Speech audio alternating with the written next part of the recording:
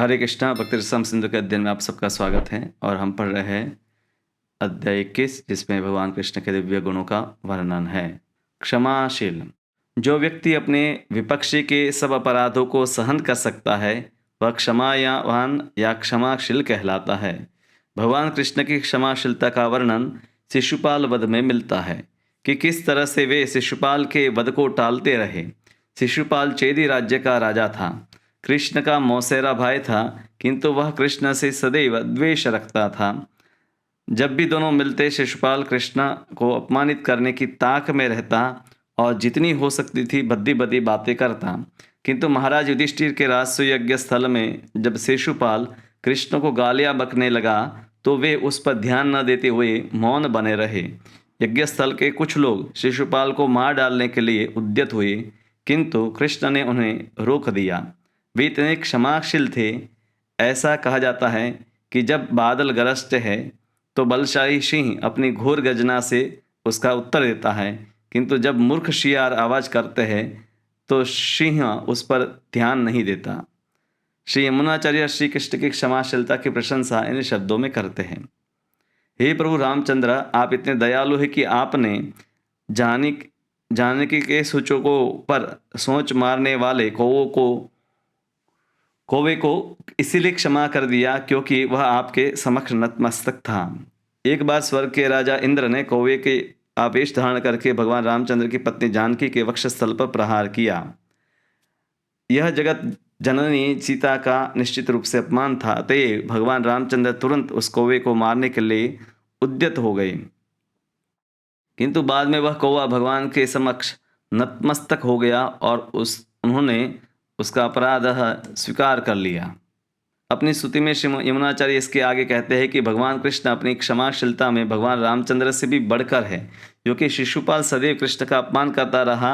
एक नहीं, तीन जन्मों तक लगातार अपमान करता रहा, फिर भी कृष्ण इतने दयालु थे कि उन्होंने शिशुपाल को अपना तादात्म्य प्रदान किया। इससे हमें पता चलता है कि ब्रह्म तेज में तल्लीन होने वाला अद्वैतवादी लक्ष्य कोई कठिन समस्या नहीं है, यानी कि शिशुपाल जैसे असुर भी वो ब्रह्म में तल्लीन हो जाते हैं। शिशुपाल जैसे व्यक्ति भी जो निरंतर कृष्ण से शत्रुता रखते हैं वह मुक्ति को प्राप्त कर सकते हैं। तो क्षमाशीलता भक्तों का भी एक सद्गुण होता है, वो अपमान को अपमान के रूप में नहीं लेता है।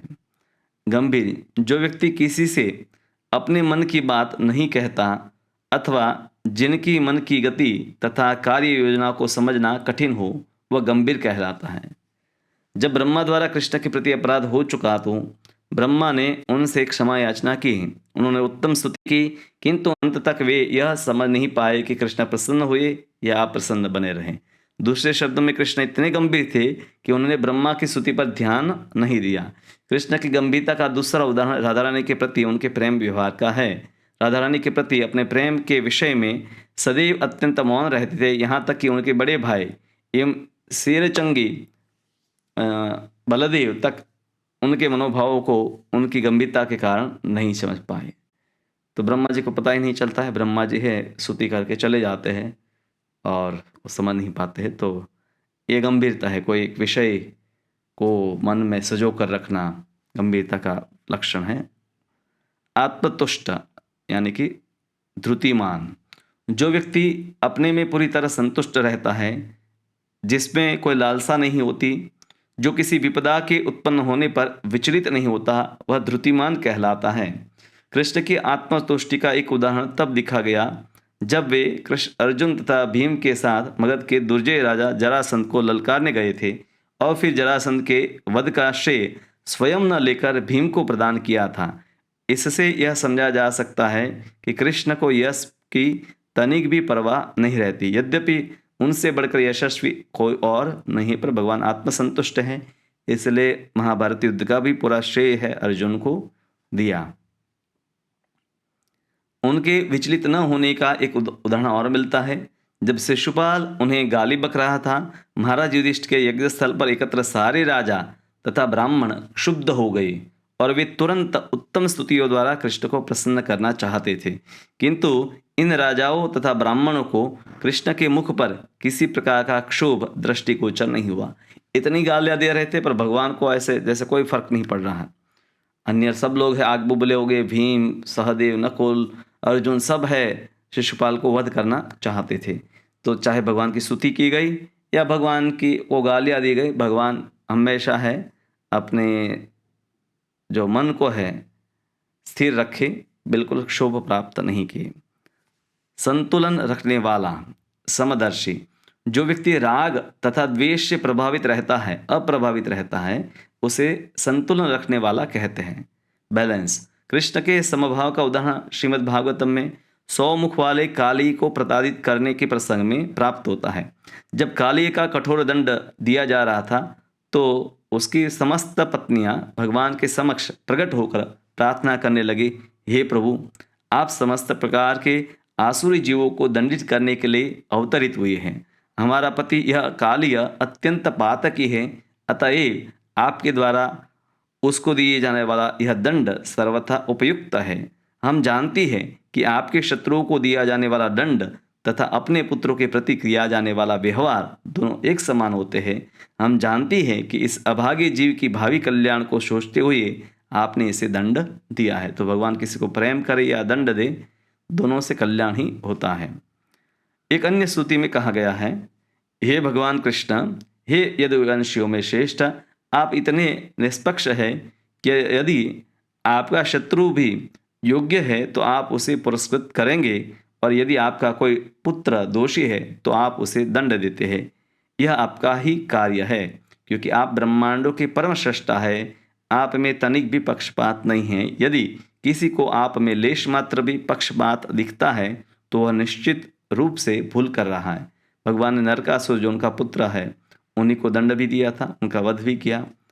वदान्य यानी कि उदार, जो व्यक्ति अत्यधिक दान देता है वह उदार या वदान्य कहलाता है। जब कृष्ण द्वारका पर शासन कर रहे थे तो वे इतने उदार दानी थे कि उनके दान की कोई सीमा नहीं थी। सामान्य रूप से दान के लिए है कर्ण का नाम लिया जाता है। यहाँ तक कि चिंतामणि, कल्पवृक्ष एवं सुरभि गायों के ऐश्वर्य से युक्त वैकुंठ का भी अतिक्रमण हो चुका था।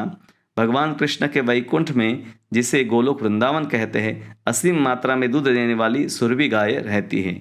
वहाँ पर कल्पवृक्ष है जिनसे इच्छा अनुसार कितनी ही मात्रा में फल प्राप्त किए जा सकते हैं। वहाँ की भूमि चिंतामणि से बनी हुई है, जिससे यदि लोहा छू जाए तो वह सोना बन जाए। दूसरे शब्दों में, यद्यपि कृष्ण के धाम वैकुंठ लोक में हर वस्तु अतीव ऐश्वर्यवान है, तो भी जब कृष्ण द्वारका में थे तो उनका दान गोलोक वृंदावन के ऐश्वर्यों से बढ़कर था। कृष्ण जहाँ भी रहते वहीं गोलोक वृंदावन का असीम ऐश्वर्य स्वतः पाया जाता है। यह भी कहा गया है कि जब भगवान द्वारका में रह रहे थे तो उन्होंने 16,108 रूपों में अपना विस्तार किया था, और हर विस्तार एक एक रानी के साथ हर महल में निवास करता था। कृष्ण उन महलों में अपनी रानियों के साथ न केवल सुखपूर्वक रहते थे, अपितु वे हर महल से सुंदर वस्त्रों एवं आभूषणों से पूरी तरह सज्जित 13,054 गायों के समूह का भी दान करते थे। कृष्ण के 16,108 महलों में से हर एक से नित्य इतने गोए दान में दी जाती थी, जिसका अर्थ ये हुआ कि अब आप गिन सकते कितना हो सकता है। बहुत लंबी संख्या है। इतनी बड़ी संख्या में दान दी गई गौओं के मूल्य का अनुमान लगा पाना संभव नहीं है। किंतु जब कृष्ण द्वारका में शासन कर रहे थे तो उनका यही दैनिक कार्यक्रम था। कर्ण इत्यादि दान कभी कभी दिए, पर हम देखते हैं कि भगवान हर रोज लाखों की संख्या में जो गाय है, करोड़ों की संख्या में है, गायों का दान करते थे। धार्मिक, जब कोई व्यक्ति शास्त्र अनुमोदित धर्म के नियमों का पालन करता है और अन्यों को भी उन्हीं नियमों की शिक्षा देता है तो वह धार्मिक कहलाता है। स्वयं पालन करता, दूसरों को भी सिखाता है। किसी भी पंथ को स्वीकार कर लेना मात्र ही धार्मिकता की निशानी नहीं होती। मनुष्य को धार्मिक सिद्धांतों के अनुसार कर्म करना चाहिए और अपने निजी उदाहरण से अन्यों को शिक्षा देनी चाहिए। ऐसे व्यक्ति को धार्मिक माना जाना चाहिए। जब कृष्ण इस धराधाम में थे तो अधर्म का नाम न था। इस प्रसंग में नारद मुनि ने एक बार हंसी में कृष्ण को इस तरह संबोधित किया, हे ग्वाल वालों के प्रभु, आपके ऐश्वर्य आपके बैल चरागाहों में चरते समय और अपने 4 पैरों पर चलते हुए अधर्म रूपी घास का सफाया कर चुके हैं। क्योंकि धर्म है तो बैल है, धर्म का प्रतीक है, और बैल घास खाता है तो बैल अभी सुरक्षित है, और बैल घास खा रहा है यानी कि बैल जो है अधर्म का सफाया कर रहा है। अधर्म है वो धर्म का, अधर्म जो है धर्म अधर्म का सफाया कर रहा है। बैल रूपी धर्म है वो घास रूपी अधर्म का सफाया कर रहा है। दूसरे शब्दों में कृष्ण की कृपा से धार्मिक सिद्धांतों की ऐसी देखरेख की जाती थी कि अधार्मिक कार्यों के लिए स्थान ही नहीं रह पाता था। कहा जाता है कि कृष्ण विविध प्रकार के यज्ञ करते रहते थे जिनमें स्वर्गलोक के देवताओं को आमंत्रित करते थे, जिससे ये देवता अपनी अपनी प्रियतमाओं से दूर हो जाते थे। इसीलिए पति वियोग से खिन्न देव पत्नियां कलयुग में प्रकट होने वाले कृष्ण के नवे अवतार भगवान बुद्ध के आविर्भाव के लिए प्रार्थना करने लगी। कि बार बार देवता है स्वर्गलोक को छोड़कर भगवान के पास जाते हैं, तो देव पत्नियां प्रार्थना करने लगी कि भगवान का अगला अवतार जल्दी से हो, जो भगवान बुद्ध है जिन्होंने यज्ञ बंद करवाए। दूसरे शब्दों में वे भगवान कृष्ण के आने से प्रसन्न होने की बजाय कृष्ण के नवे अवतार भगवान बुद्ध के आने पर प्रार्थना करने लगी, क्योंकि बुद्ध ने पशु को वध को प्रोत्साहन न देकर वेद वर्णित अनुष्ठानों एवं यज्ञों को बंद करा दिया। दिव्यांगनाओं ने सोचा कि यदि भगवान बुद्ध प्रकट होंगे तो समस्त प्रकार के यज्ञ बंद हो जाएंगे, जिससे उनके पतियों को ऐसे यज्ञों में न निमंत्रण मिलेगा और न उनसे पृथक होगी। कभी कभी यह पूछा जाता है कि आजकल देवतागण स्वर्गलोक से इस तरह लोक पर क्यों नहीं आते। इसका सीधा उत्तर है, जब से भगवान बुद्ध प्रकट हुए और पशुवध रोकने के लिए इस धराधाम पर यज्ञ को तिरस्कार की दृष्टि से देखने लगे, तब से यज्ञ करने की विधि बंद हो गई। अतएव देवतागण यहाँ जाने की परवाह नहीं करते। तो ऐसे भगवान के कई गुणों का वर्णन इस अध्याय में किया गया है। अध्याय 22 में भी यही क्रम चालू रहता है। श्री कृष्ण के गुण क्रमशः 31 से आगे। शूरवीर, ऐसा व्यक्ति जो सैन्य कार्यों में अत्यंत उत्साही एवं विभिन्न प्रकार के हथियारों को चलाने में दक्ष होता है, शूरवीर कहलाता है। युद्ध के समय कृष्ण की वीरता के विषय में निम्नलिखित कथन आता है।